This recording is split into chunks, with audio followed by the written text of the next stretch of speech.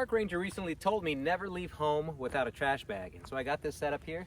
Got my trash bag right here, and I can deploy it by just pulling the Velcro open. There we go.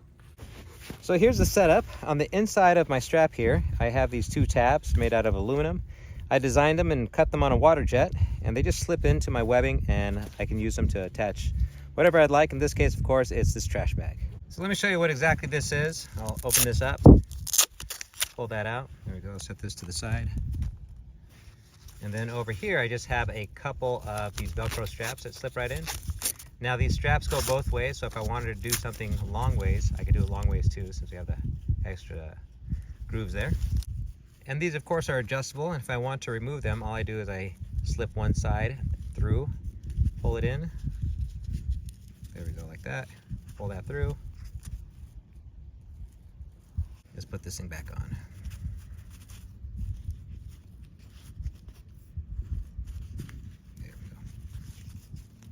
So what she told me about this trash bag is you need it to stay warm. It works as a great improvised blanket, right?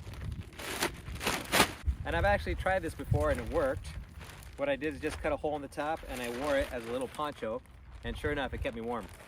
And I guess if you really needed to, you could fit two people in here. Just make sure you have a hole, of course, for your head to poke through. Now here's another thing you can do. You can try to use it as a mini shelter, help keep you a little bit dry. You could also use it to cover your gear, keep that from getting all wet. This one I thought was pretty clever. You take the bag, you fill it up with air. Okay. And then this you tie off, and it's one more thing for your search and rescue to come find you. Makes it that much easier to locate. I was camping once with my son, and I went to tie a trash bag to a bush. And as I went up, I heard a rattling sound. I looked down, and that rattlesnake could have got me. And I think the only reason it didn't get me is because I had this trash bag and it thought I was bigger than I really was.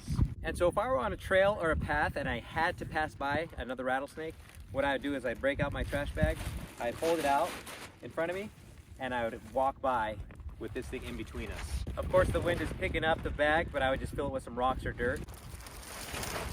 There we go, or weight it down a little bit more. And if I really had to walk by, I would just walk by with this trash bag. As best as I could, put it in between us. Here's something else I'm trying right now. I'll take my strap, I'm gonna pull it out, and then I'll take some Micro 90 on a spool. Micro 90 is like baby paracord. If you were to pull it open, you'd see one single little strand in there, and it has, of course, a 90-pound breaking strength, where 550 paracord, of course, has 550. So let's pull this through. There we go. All right, we're gonna place this all the way down, place this one all the way down, and then pull our strap through. Okay, there we go. I got my spool on my strap. If I need to, I could just hold this here and unwind it. So here, I'm gonna bring it this way. I'll show you twice because one way is gonna be a little difficult for you to see, okay?